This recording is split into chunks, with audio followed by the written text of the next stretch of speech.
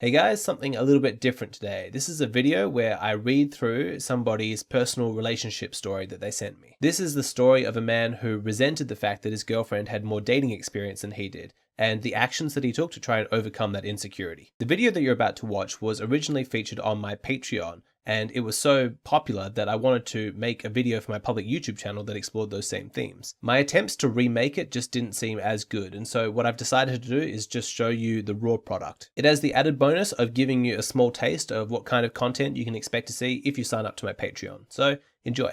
Hey guys, welcome back to some Patreon exclusive content.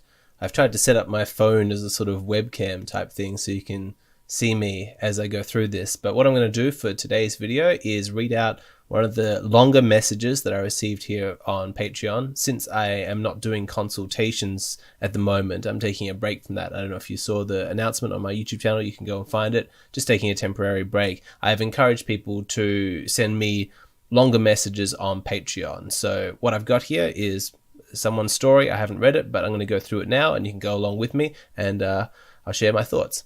So I, 27, was in a relationship with a woman 31 for more than 4 years. We lived together for 3 years. She's the only woman I've ever been intimate with. She was a high-quality woman, cute, smart, good sense of humor, caring, hardworking, independent, strong, etc. It sounds good so far. Our relationship was great. Our coexistence was very good, barely any fights. We had good communication. We were sexually compatible. We shared the same interests, music, tripping, hiking.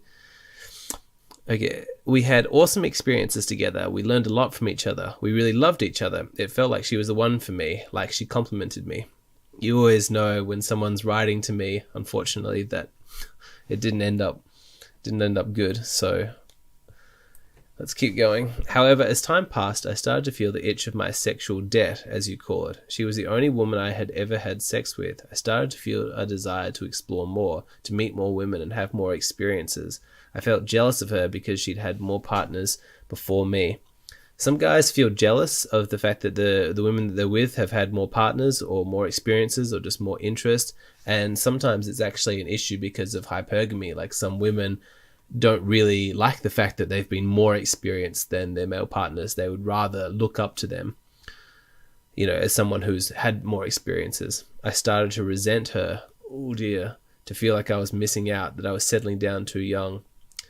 Oh, this is not going in a good turn, because I can understand you would have liked to have had more experiences, but she sounds amazing and you guys were sexually compatible. That's not her fault that she was the person that you lost your virginity to. I can understand.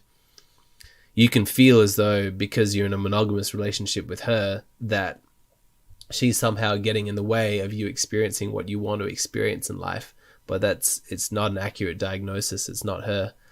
Let's see how things go. I tried hard to ignore this and not feed on that desire, but started to get stronger and stronger with time. We would be walking down the streets and the urge to check out other women was so hard to control. I started to resort to Instagram/porn to deal with this, but it only made it worse. Yeah, that's not going to help. And what you've actually stumbled onto here is something that is universal, because you can see in him saying like Instagram porn, that didn't help. It's because that itch for sexual variety can never be completely scratched. Not really. There's not ever going to be a time where you're going to say, I've slept with enough women. I've had enough experiences. You know, at some point you might get bored of it and practically speaking, you can't be bothered to do it. But the desire is always going to be there, you know, and if you have strengthen certain neurological pathways that pursue sexual novelty and new experiences, then you can't really be surprised when at some point when you start looking at women again, it all just fires up. So even if you're monogamous for 20, 30 years and you don't think about other women, you just force yourself not to, when you start to go down that route again, it all just comes back to you as a flood. That's sort of how addiction works. It's one of the reasons why they say alcoholics, genuine alcoholics, can never drink again, like not even one beer, because the moment it touches their lips, suddenly they're right back onto it. Forgive me a second, I'm just going to switch the location of this. Hopefully you can see me a bit better now.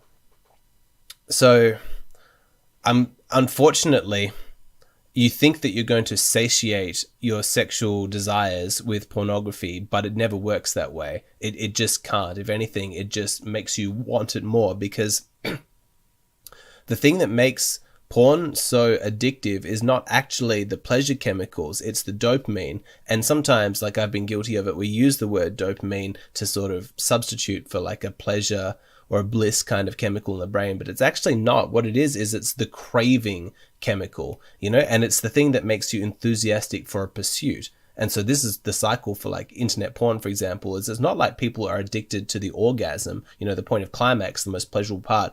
They get addicted to the I'm searching for this video, but now I feel like this video, and I'm looking for the perfect girl, and I want it the perfect finish. And on Instagram, you could be scrolling through looking for that perfect picture to jack off to.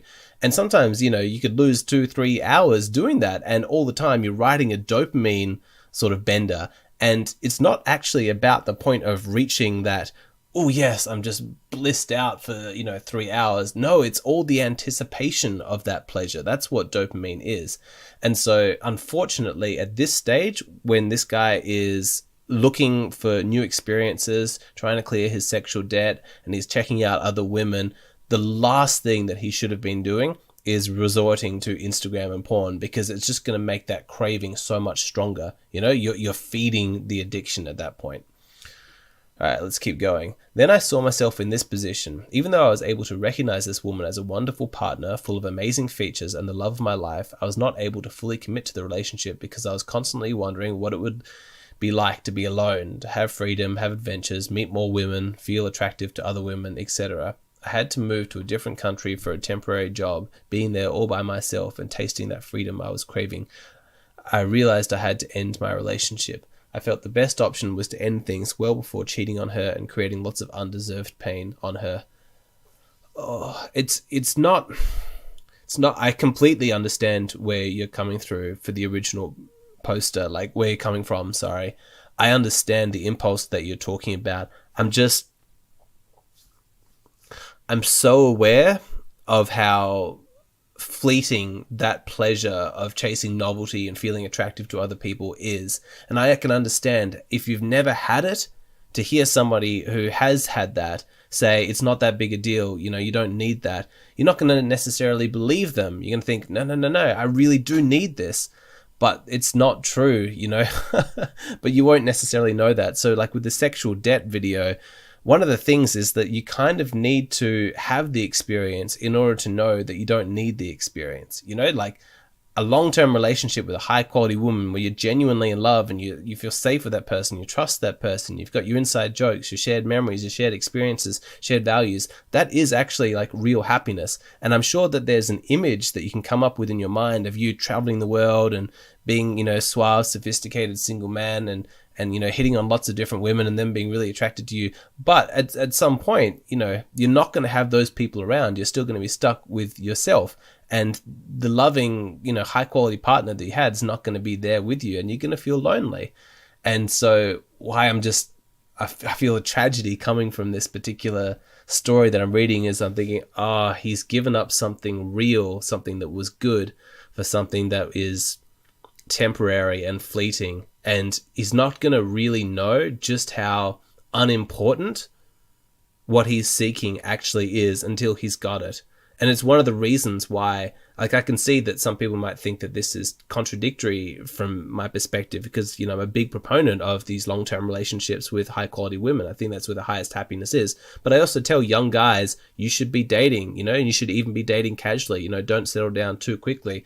And part of that is because they're still building up, of course, their sexual market value. But the other part is that they just, there's a certain satiation, I suppose, not with actual pleasure, but with, I've been there, I've done that, I can give it up, Like you don't want to retire at 25, and be like just an old person. You want to be young, you want to know what that feels like to be young. And if you've traveled and if you've dated and you've had these experiences, it's easier for you to truly accept, becoming middle-aged and settling down into the next stage of your life. And so I'm a big proponent of young people, be young, go out, have fun, get all that out of your system essentially so that you can more fully commit to that life. And unfortunately, this is the consequence. And I really feel for him and I really feel for her. It's a situation with lots of victims because this was not a situation created by her. His girlfriend didn't do anything. This is a situation created by him 10 years ago, back when he was 17, in not taking action then to become that high quality guy where he was,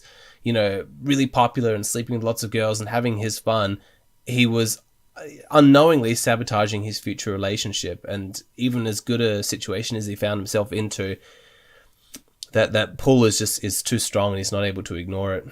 All right. Since we broke up January, it's been very difficult for me. I miss her. I miss her company, her jokes, being able to share intimately, just being myself. I feel lonelier than ever. I can't stand it. Oh, this poor guy. I'm back in my country, but I realize I don't have friends anymore. I have a high-paying job that does not bring me any joy, and I don't have her to share my achievements and abundance. This is such an important story for anybody who is in a long-term relationship and struggling with the concept of sexual debt. This is a cautionary tale. I didn't know that the story was going to go like this. I really didn't. It's a little bit of a surprise to me, but this is what I feared was going to happen. I would like to support her during these times because I know she's struggling financially, salary reduction. I've tried to socialize and move on, but with Corona going on, it's been impossible to meet new people, girls. Dating apps are depressing. Yeah, it's also the worst time for you to have tried this because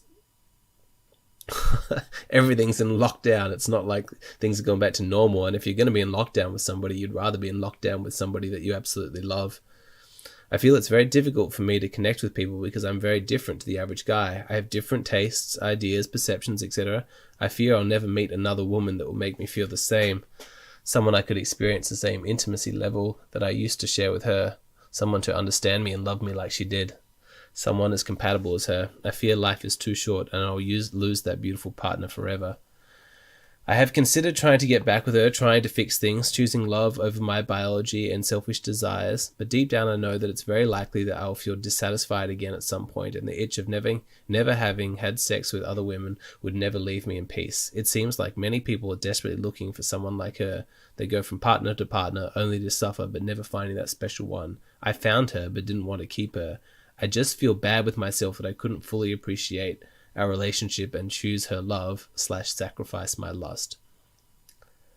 Okay, there are two options that are available to this guy.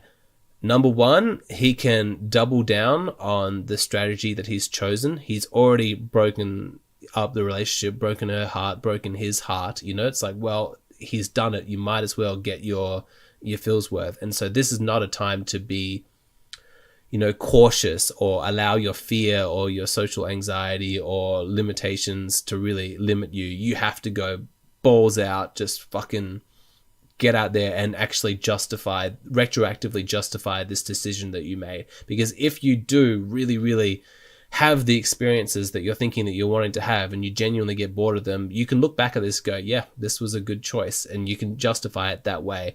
But like you said, you're a unique guy. What suits you doesn't necessarily suit everybody. And, so it's hard. Like, you did find someone who was perfect for you, but, now you're recognizing that the dating market is not easy for guys, and I wouldn't necessarily want you to choose a partner because you're settling, because that's the best you could get. But it didn't sound like that's what was going on here anyway. It sounded like, she was a high quality woman and you had a fantastic relationship. So that's one option, is to, really no excuses. I don't care what it takes. Even if you are extraordinarily anxious and uncomfortable for the next 6 months, every time you go out, you just force yourself to do these things. Like, that is an option. Just no excuses. Just pump yourself up every single day and you actually get there and do it. Is it what I would do? No. I would go back to her. I mean, high quality women are so rare. And you think you're a unique, special kind of guy who not many people are able to appreciate. So not only did you find a high quality woman, but you managed to find one who loves and appreciates your specific things. Get her back. That's what I would be thinking. Like, obviously I'd need to have like a back and forth with this guy to really find out exactly where he's coming from. But just on the surface of it, that would be my advice. I can understand he's struggling with the concept of the sexual debt. Like, he's thinking, could I really do that to her? Like, I've already broken her heart. Could I come back to her, promise that everything's going to be fine now, and then in 6 months' time, that same familiar itch is going to come up and I'm going to break her heart again? I understand that. So here's what I would say is that uncomfortable feeling that you have, that does not mean that the only way to solve it is to go and have sex with other women. You know, we all have weird, uncomfortable feelings inside of ourselves, but it doesn't mean that we need to explore them in physical activity. I would go to therapy. You know, I would grieve this. What essentially you have here is a situation that requires grief. Grief is the appropriate emotional response to feeling like you have lost something. What have you lost in this instance? You've lost youth. You've lost out on experiences, but it's not lost forever. You have the it's not as though that feeling is going to last forever. It just needs to be grieved, you know? And I promise you this, if you had sex with 5 women, you might still be feeling this exact same way, like, oh, if only I could have had sex with 10 women. And if you had sex with 10 women, you could be thinking, I needed to sleep with 50 women, and so on and so forth. You know, it just gets bigger and bigger and bigger. This is a never-ending cycle, a hole that can never truly be filled. And at some point, you have to accept, like, this is the limitation of reality. This is as far as I go. And it's going to bring up feelings potentially of like regret or shame, like, oh, why wasn't I able to do this? Why wasn't I able to have normal experiences and things like that? But here's the thing, as you emotionally process that, you know, let's be honest, you probably have some tears, you cry it all out, you talk it out with a therapist, you talk it out with your girlfriend, you journal, you work through it, and then you're like, okay, like I have grieved that, and then you're able to move on. You know, these difficult situations don't necessarily have to be worked out with physical actions. You can process them emotionally. And I think that this is something that every guy at some point kind of needs to become mature about. Like, this is one of the tests, I suppose, of our masculinity, because I think, truthfully speaking, we have a never-ending sexual appetite. I don't think that there's a limit to what would actually satisfy a man, because that's not really how evolution works. It's always going to want more. So I could put you in a harem of 100 women, and I'm not sure that you're necessarily going to be satisfied. You're still going to want more variety beyond that. And so at some point, no matter what your circumstances, every guy needs to go, all right, I'm never going to have enough. And then you need to establish a relationship with that feeling of limitation, that feeling of not enough, and learn to work with it and grieve it and, you know, process it emotionally. I suppose I'm just repeating myself at this stage, but I hope that everybody learned something from this story. This was very, very interesting. I really think that our culture does a disservice in what we glorify in TV shows and the media, because so many parts of our entertainment are set in like dating and like people having these casual experiences and lots of sex or whatever. It's less interesting from a drama point of view, entertainment point of view, to show a couple who have been together 5-10 years, have like a young child, and they just generally love each other and are happy in their lives. It's not really interesting. It's not sexy in that way, but it's much more deeply fulfilling. But because you don't see role models of that in the media very often, you can feel like you're missing out on something. If you've got a high quality woman and you're in a relationship with her and things are good, you're not missing out on anything. You've made it. That is the peak. That is the best that you can experience. It's better than the guys who sleep with a different girl every week or every 5 times a week. It's even better than that, because high quality women are just that special. They're that rare. It's a whole lifetime of happiness if you do it right.